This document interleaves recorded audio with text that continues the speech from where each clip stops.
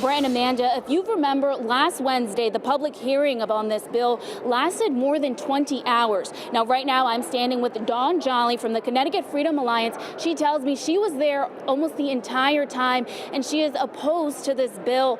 Dawn, talk to me about the atmosphere inside the public hearing room. So I just want to make a quick correction. It was over 21 and a half hours, and yes, I was here for a good majority of it. The atmosphere in the room was very tense. You have parents who are concerned about their children's lives and their ability to go to school and to stay with their friends and potentially having to move or homeschool and change their entire lives. Of course, it's going to be very tense.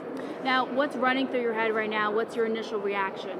My initial reaction is not that of surprise. It didn't go very much differently than I was expecting it to go in there today. There's still a lot more work to be done in regards to education. This is a very contentious topic, and again, the Connecticut Freedom Alliance, I represent over 1,500 people throughout the state, as well as many people who have been impacted already by these types of laws in New York and California. And we oppose this bill for many, many reasons.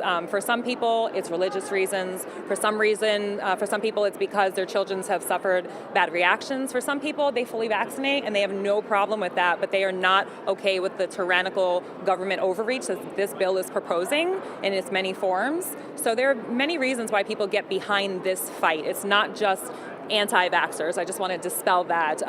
Many of the children that have religious exemptions have already been vaccinated. They're either partially vaccinated, they're almost fully vaccinated, they've had none at all. There's a very wide spectrum, just like everything else in life. This is not the black and white issue people want to make it out to be. There are so many avenues of gray matter here, and I appreciate that you're taking the time to explore that because it's a very widening issue.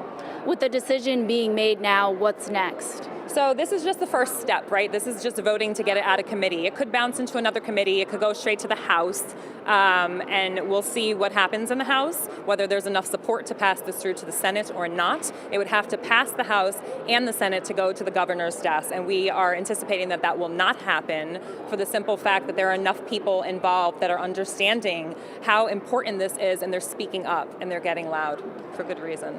Thank you so much, Dawn. Absolutely. Thank you. Thank you. Now, once again, this bill did pass 14-11, and it will now go to the House. You can expect continuing coverage coming up tonight at 10 and 11. But for now, live at the LOB in Hartford, Zania Maldonado, Fox 61 News.